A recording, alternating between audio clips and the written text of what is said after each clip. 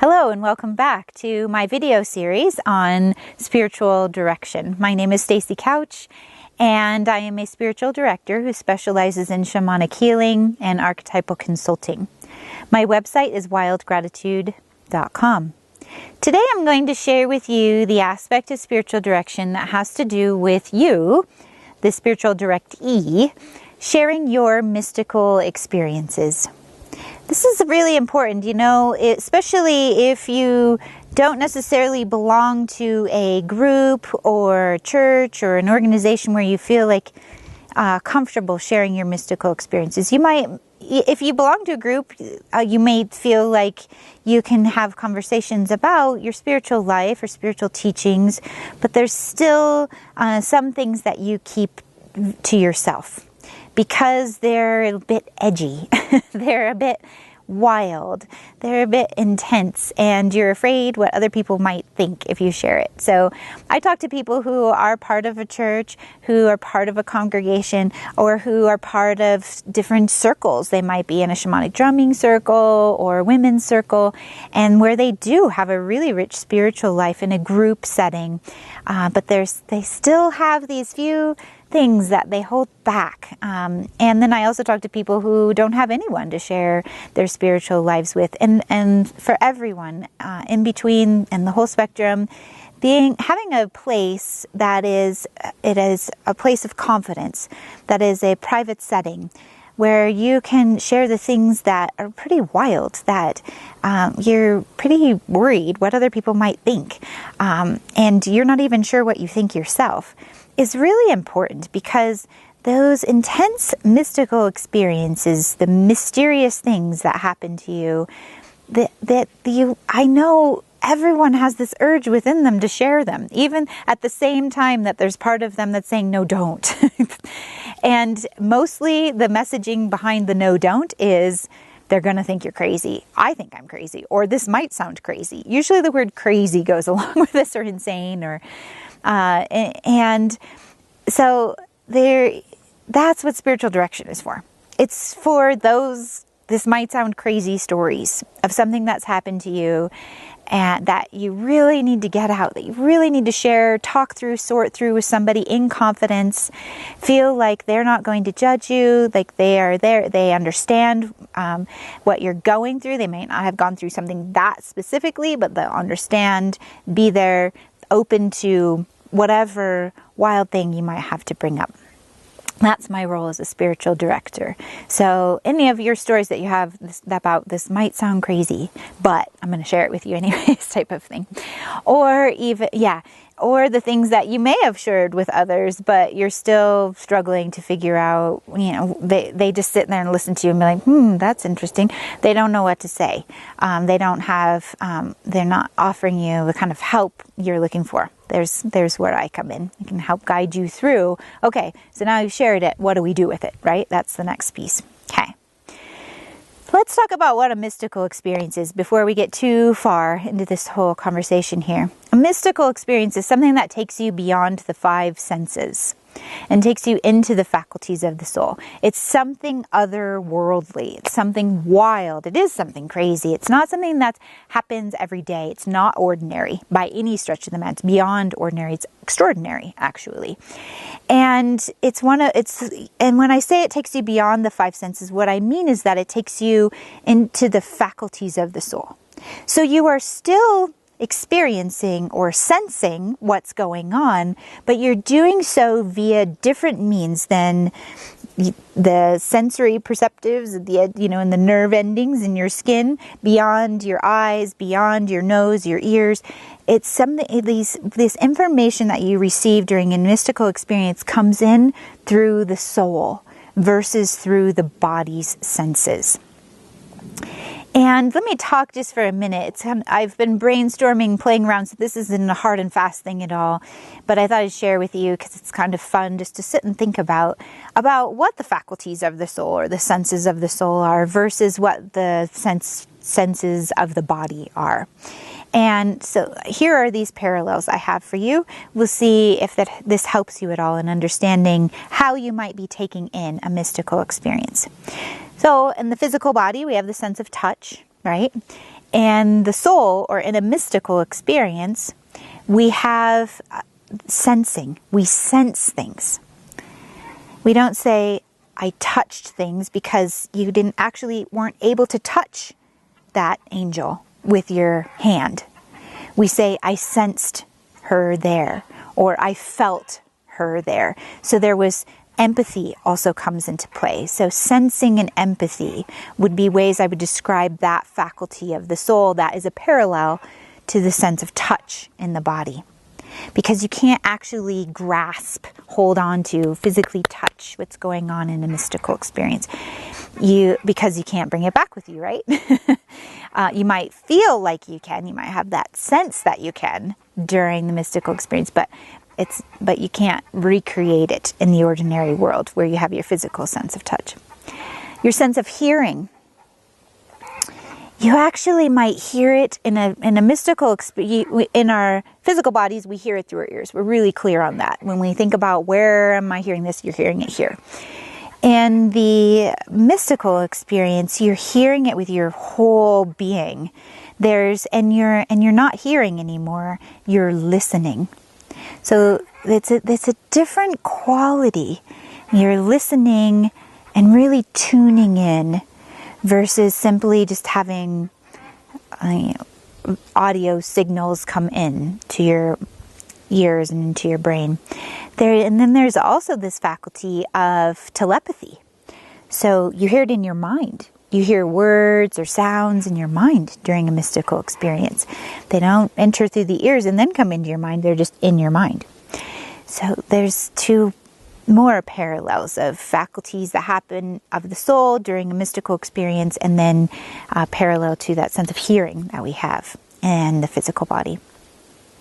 Seeing, can be a lot of seeing that goes on in a mystical experience, but you're not seeing with your eyes because you have your eyes closed, right? Or if you look like with a hard, sharp stare in the physical room where you can't see anything. But if you soften your eyes and actually let go of your visual capacity, your sensory capacity with your eyes, then you see it. So it's not something you're taking in through the organ of your eyes. It's something that you're perceiving with your soul. It's something coming in through the faculty of imagination. And we'll talk about that in a minute. And then the last one, the sense of smell in a mystical experience. Your sense of smell is parallel to your faculty of discernment. So being able to really, in a really fine scale, discern what's going on here. What is available, what's happening. That really, really precise and well-honed ability in a mystical experience to say, nope, this person's actually, or this angel, this spirit animal, this light, this energy, whatever I'm experiencing, actually has this quality to it and not this one. And it's coming from this being there versus coming from me here. So discernment is the faculty, and you'll hear that in a lot of different spiritual teachings actually, that the sense of smell is parallel to this idea of discernment. Okay, so that was a fun venture off into this idea of the physical senses and their parallels in the spirit world or in the mystical world, and some brainstorming I've done around that. Now let's look at this idea of imagination, right? So we have this question that pops into our head after and sometimes during a mystical experience of, am I imagining this, or was that just my imagination? And I think we need to stop there. I'm often talking about this idea of imagination and how unfortunate it is that it has been cast off as something that only children have, or artists have, or creative people have. We all are always using our imagination. We're never not imagining. We're imagining how we're going to get to the store later today, or how our day might go. We're imagining what it might be like to be this other person. If you're imagining good or bad things is the question, good or bad, positive, negative, happy or sad, worrisome or optimistic, that's beyond the point. You're still imagining. And and I think that's, when we think of the imagination as a sparkly, fun, playful thing that children have, the imagination is used for whatever we employ it for. And it's really, ultimately, when we get into what imagination is in a mystical experience, it allows us to image something that's not present to the senses. That's the definition of imagination. It's to be able to have an image to something that's not present to the physical body's senses. It's present to the faculties of the soul. So thus, imagination is one of these faculties of the soul. It allows us to be able to image something that is not physically in this world. It's one of your greatest powers, your imagination. And so to say, I don't have an imagination, or I don't trust my imagination runs wild, all of these things, is discounting one of your greatest assets. So I really encourage you, when you find that question of doubt come into your mind that says, oh, is this just my imagination? I really, really encourage you to say, well, if it was, great, because that's a faculty of the soul. It's one of my greatest powers. I know that I'm always imagining, and how fortunate that in this case, what my imagination was channeled towards was this beautiful mystical experience. Then there also, along with that question, that doubt, is this still always knowing, this constant knowing. No matter how much doubt comes during or after the experience, you always have this constant knowing that's like sits in the seat, the core of who you are, that what happened was not you, that you couldn't have made that up. And that's how we know that this is a true mystical experience. There's a lot I could spend a weekend speaking with you about all the different ways that we can authenticate or know that it's truly a mystical experience. But I'm just going to allude to that there are many, and give you that one of that deep knowing that's just constant, that's always sits there, no matter how much doubt there is. You're like, I just know. I don't know how, but I just know.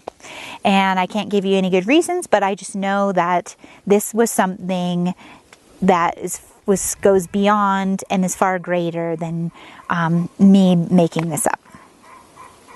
So if you're interested to know some of these other ways to authenticate your experience, to find the difference between what Saint Teresa called hundreds of years ago a fancy, that would be like a delusion, and a true mystical experience, one of the things you can do is sign up for and download my class on spiritual guidance. So here's a link to that, so you can go and check that out. And that's something that you can do on your own, watch at your leisure. You can email me if you have questions. It's 4 classes that are 90 minutes each. There's a lot of material in there in regards to what is a mystical experience, how do you verify it for yourself, what do you do with it, so on and so forth. It's a really helpful class on spiritual guidance. And also, of course, you can work with me as a spiritual director. And the last thing I would like to talk about is that's part of this sharing mystical experiences, this whole field that's part of spiritual direction, is languaging the transcendent, right? So we have this experience that's inherently beyond words. We're taken out of this dichotomous, dual, polarized world where everything's up, down, black, white, left, right, good, bad, where we're constantly differentiating between different things. In a mystical experience, often two very opposite things can exist at the same time.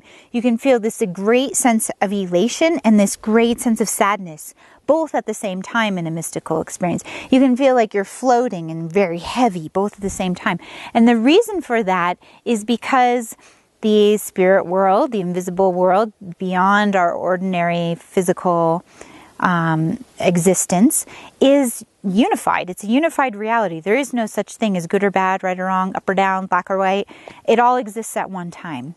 And so what we're doing is taking this experience that happens in this unified reality, we're taking it down into this world, and we're trying to put it into a language that is inherently dichotomous, that is inherently it starts to split things up right away, the language does. And so we can't, and that's the reason why I have so many people who are trying to explain what a mystical experience is, and they feel like they just can't fully explain it. That's the reason why, is because we're taking something that is from the unified world and we're bringing it into a polarized language, and we're trying to pinpoint exactly what something is when it's everything at once. So that's part of the understanding in spiritual direction, and part of the space that we are allowed in conversation in spiritual direction is this knowing that we'll never fully be ever able to fully explain the experience, and that's okay. It doesn't mean that you're not good enough, or you're not smart enough, or you're not getting it, don't know what the lesson was. It doesn't mean any of that. It doesn't mean that there's anything wrong. It's how it is. That's why the greatest mystics are the greatest poets. Think of Rumi. I mean, yeah, geez. I mean, you read a really great mystic's writing and it's poetry. They're using metaphors because they have to go beyond strict scientific specific language to be able to explain something so extraordinary. And so that's what we practice with in spiritual direction, because there is this inherent longing to describe what happened in the mystical experience, even though we know we can't fully ever describe it. I love that. I love that mixture between the two, of this longing to describe it and knowing that you can't ultimately ever fully capture the experience in words. And that's okay. We still try, and we still should, because that helps us feel more connected. That helps us bring more of the sacred into the mundane. So that's all I have for you today in regards to this aspect of spiritual direction that has to do with sharing mystical experiences. That's why you would come to someone like me for spiritual direction, is to be able to share these experiences that are crazy or wild or extraordinary, and get some help languaging them and understanding it, figuring out what to do with it. And that's what I'm here for. So you can hop onto my website, wildgratitude.com. There's a link right there.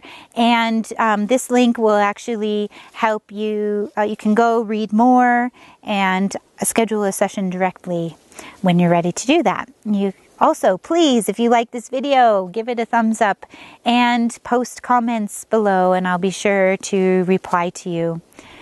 I look forward to the next video in this series on spiritual direction, and I hope you have a wonderful day. Thank you.